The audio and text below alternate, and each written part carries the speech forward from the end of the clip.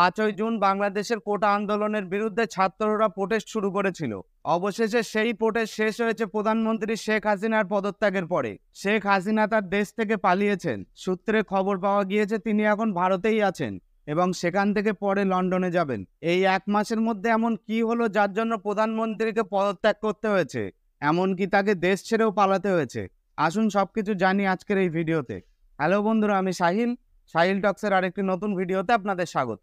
আন্দোলনটি শুরু হয়েছিল বাংলাদেশের কোটা সিস্টেমের বিরুদ্ধে। বাংলাদেশের সরকারি চাকরির মোট সিটের প্রায় 56% সংরক্ষণ করা, আর মেধার ভিত্তিতে যারা চাকরি পায় তাদের সংখ্যা শুধুমাত্র 44%। সংরক্ষিত 56%-এর মধ্যে 10% মহিলাদের জন্য, 10% পিছিয়ে পড়া জেলাগুলির জন্য, 5% আদিবাসী সংখ্যালঘুদের জন্য, 1% বিকলাঙ্গদের জন্য এবং বাকি 30% মুক্তিযোদ্ধাদের পরিবারের জন্য। মুক্তিযোদ্ধা সম্পর্কে জানতে গেলে আমাদের বাংলাদেশের ইতিহাস সম্পর্কে জানতে হবে। 1971 সালে বাংলাদেশ পশ্চিম পাকিস্তান থেকে বিচ্ছিন্ন হয়ে সম্পূর্ণ স্বাধীন একটি দেশে পরিণত হয়। আর এই স্বাধীনতা আনার জন্য যে সকল স্বাধীনতা সংগ্রামীরা অংশগ্রহণ করেছিল তাদেরকেই মুক্তিযোদ্ধা বলা হয়। বাংলাদেশ স্বাধীন হওয়ার পরে 1972 খ্রিস্টাব্দে এই কোটা সিস্টেম চালু করা হয়, যেখানে মুক্তিযোদ্ধাদের জন্য আলাদা সরকারি বিভাগে সংরক্ষণ দেওয়া হয়েছিল। যে সকল স্বাধীনতা সংগ্রামীরা নিজেদের জীবন বাজি রেখে দেশকে স্বাধীন করেছিল তাদের জন্য সরকারি বিভাগে কোটা সিস্টেম চালু করা যথেষ্ট যুক্তিযুক্ত। কিন্তু 1997 খ্রিস্টাব্দে এই কোটা সিস্টেম মুক্তিযোদ্ধাদের সন্তানদের জন্য চালু করা হয় এবং পরে তাদের নাতি নাতনিদের জন্যও চালু করা হয়েছে। আর বাংলাদেশের ছাত্রছাত্রীরা এই কারণেই 2018 সালে প্রতিবাদে নেমেছিল। তাদের মতে মুক্তিযোদ্ধাদের জন্য সরকারি বিভাগে কোটা সিস্টেম চালু করা যুক্তিযুক্ত হলেও কিন্তু তাদের সন্তান এবং নাতি নাতনিদের জন্য এই কোটা সিস্টেম চালু করা কোনোভাবেই যুক্তিযুক্ত নয়। সেই সময়ে কোটার বিরুদ্ধে এই আন্দোলন অনেক ভয়ানক রূপ ধারণ করেছিল।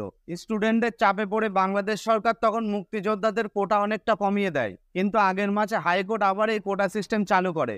সেই কারণেই ছাত্ররা প্রোটেস্ট শুরু করেছিল। শুরুতে এই প্রোটেস্ট শান্তিপূর্ণভাবেই চলছিল, ধীরে ধীরে আন্দোলনের মাত্রা বাড়তে শুরু করে। সেই কারণে শেখ হাসিনা রাস্তায় মিলিটারি এবং পুলিশদেরকেও নামায়। প্রোটেস্ট করা ছাত্রছাত্রীদের সাথে বাংলাদেশের প্রধান বিরোধী দল বাংলাদেশ ন্যাশনালিস্ট পার্টিও যোগদান করে। সেই কারণে আন্দোলন আরো বড় হতে শুরু করে। প্রোটেস্ট আটকানোর জন্য ছাত্রছাত্রীদের উপরে tear gas, rubber bullet, smoke grenade দিয়ে হামলা চালানো হয়। আর এর মধ্যেই বাংলাদেশের সাধারণ ছাত্রছাত্রীদের সাথে ছাত্রলীগ সংগঠনের সংঘর্ষ বাধে। ছাত্রলীগ হলো বাংলাদেশ সরকারের স্টুডেন্ট উইং, আর এই সংঘর্ষের পরে অনেক সাধারণ ছাত্রছাত্রীরা মারা যায়। প্রোটেস্ট চলাকালীন 14 জুলাই শেখ হাসিনা একটি প্রেস কনফারেন্স করেন। এই কনফারেন্সে তিনি প্রোটেস্ট করা ছাত্রছাত্রীদের রাজাকার উপাধি দেন, আর এই কারণে স্টুডেন্টরা আরো বেশি ক্ষুব্ধ হয়। রাজাকার শব্দের আক্ষরিক অর্থ হলো দেশদ্রোহী। আরো পরিষ্কারভাবে বলতে গেলে 1971 সালে বাংলাদেশের স্বাধীনতা আন্দোলনের সময় একটি মিলিটারি গ্রুপ ছিল যারা পশ্চিম পাকিস্তানকে সমর্থন করত। তারা চাইতো না বাংলাদেশ স্বাধীন হোক, আর এই মিলিটারি গ্রুপেরই নাম ছিল রাজাকার। ছাত্রছাত্রীদের যখন এই উপাধি দেওয়া হয় তখন তারা আরো বেশি ক্ষুব্ধ হয়ে যায়, আর এই মন্তব্যে আগুনে ঘি ঢালার কাজ করেছিল। হাজার হাজার স্টুডেন্টরা রাস্তায় নামে এবং বিভিন্ন স্লোগান দিতে থাকে। মুহূর্তের মধ্যে আন্দোলনের মাত্রা অনেক গুণ বেড়ে যায়। ঢাকা সহ বাংলাদেশের উত্তরভাগে পুলিশের সাথে স্টুডেন্টদের সংঘর্ষ বাধে। সাধারণ ছাত্রছাত্রীদের উপরে গুলি চালানো হয়, ইন্টারনেট পরিষেবা বন্ধ করে দেওয়া হয়, কারফিউ জারি করা হয়। বাংলাদেশ পুলিশকে হাসিনা সরকার শুট অ্যাট সাইটের অর্ডার দিয়েছিল। সেই কারণে কয়েকশো স্টুডেন্ট মারা যায়, যাদের মধ্যে অনেকগুলি বাচ্চাও ছিল।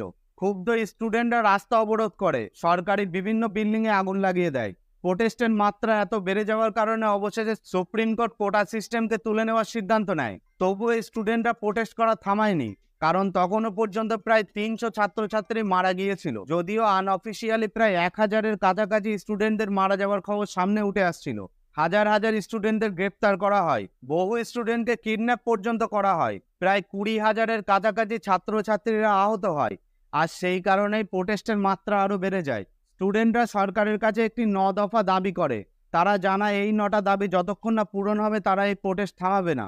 এই 9 দফা দাবির মধ্যে স্টুডেন্টরা জানিয়েছিল প্রধানমন্ত্রী শেখ হাসিনাকে সবার সামনে এসে ক্ষমা চাইতে হবে এবং স্টুডেন্টদের মৃত্যুর দায়ভার তার কাঁধে নিতে হবে।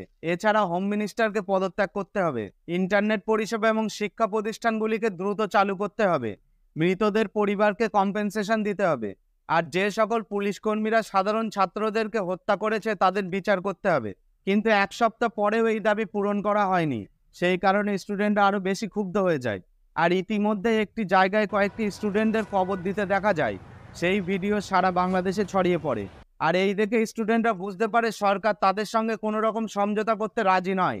তারা শুধুমাত্র এই পরিস্থিতি মোকাবেলার জন্য স্টুডেন্টদের সাথে সমঝোতা করার নাটক করছে। সেই কারণে অবশেষে তারা 9 দফা দাবির পরিবর্তে 1 দফা দাবি করে। আর এই দাবি ছিল বাংলাদেশের প্রধানমন্ত্রী শেখ হাসিনার পদত্যাগের। 4 জুলাই রবিবার ছাত্ররা একটি অসহযোগ আন্দোলনের ডাক দেয়। বাংলাদেশের বিভিন্ন প্রান্তের ছাত্রছাত্রীদের থেকে শুরু করে সাধারণ মানুষদের তারা ঢাকায় আসার জন্য আহ্বান জানায়। এই দিন পুলিশ এবং ছাত্রছাত্রীদের মধ্যে আবার সংঘর্ষ হয়। তার সাথে স্টুডেন্ট উইং ছাত্রলীগেরও সংঘর্ষ হয়। ছাত্রলীগের বিভিন্ন কর্মীদের হাতে বন্দুক দেখা যায়। আর ওই একদিনে প্রায় 100 জন সাধারণ ছাত্রছাত্রী মারা গিয়েছিল। আর এই কারণে বহু মানুষ সেই দিন ঢাকায় আসে।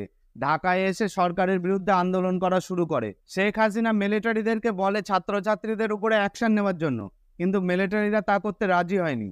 অবশেষে 5 তারিখ দুপুর 1:30টার সময় শেখ হাসিনা তার বাসগৃহ থেকে হেলিকপ্টারে করে ভারতে চলে আসে। দ্রুত তাকে হেলিকপ্টারে করে ভারতে পাঠিয়ে দেওয়া হয়। বাংলাদেশের সেনাপ্রধান সিদ্ধান্ত নেয় যে বাংলাদেশে একটি অভ্যন্তরীণ সরকার গঠন করা হবে। ছাত্রদের আন্দোলন সফল হয়েছে, কিন্তু এর মধ্যেই কয়েকটি খবর সামনে উঠে আসে। শেখ হাসিনা যে বাড়িতে থাকতেন তার নাম গণভবন। সেই গণভবনের মালপত্র লুট করতে দেখা যায়। বাংলাদেশের বঙ্গবন্ধু এবং রাষ্ট্রপিতা শেখ মুজিবুর রহমান, যিনি হাসিনার বাবা ছিলেন, তার মূর্তি ভাঙতে দেখা যায়। আওয়ামী লীগের বিভিন্ন নেতাদের বাড়ি জ্বালিয়ে দেওয়ার খবর সামনে উঠে আসে। তাদেরকে হত্যাও করা হয়েছে। আর এর পাশাপাশি বাংলাদেশের সংখ্যালঘু হিন্দুদের উপরেও আক্রমণের খবর সামনে উঠে আসে। মন্দির ভাঙার কয়েকটি দৃশ্য সামনে উঠে আসে। যদিও ছাত্ররা জানিয়েছেন এই হামলা যারা করছে তারা আসলে ছাত্রলীগের কর্মীরা। এই আন্দোলনকে তারা চাইছে একটি ধর্মীয় আন্দোলনের রূপ দিতে।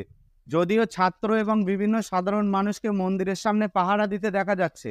আন্দোলন সফল হলেও স্টুডেন্টকে মনে রাখতে হবে এটাই তাদের আসল পরীক্ষার সময়। পরবর্তীতে দেশ কার হাতে যাবে সেটাই বড় চ্যালেঞ্জ। আবার যদি কোনো স্বৈরাচারী শাসক বাংলাদেশের প্রধানমন্ত্রী হয় তাহলে বাংলাদেশের অনেক করুণ পরিস্থিতি হবে। সেই কারণে তাদের উচিত এই বিষয়ে সচেতন হওয়া। তাছাড়া যারা এই অরাজক পরিস্থিতির সৃষ্টি করছে তাদেরকে আটকানো। সমস্ত আন্দোলন যাতে ব্যর্থ না যায় সেই দিকে খেয়াল রাখা।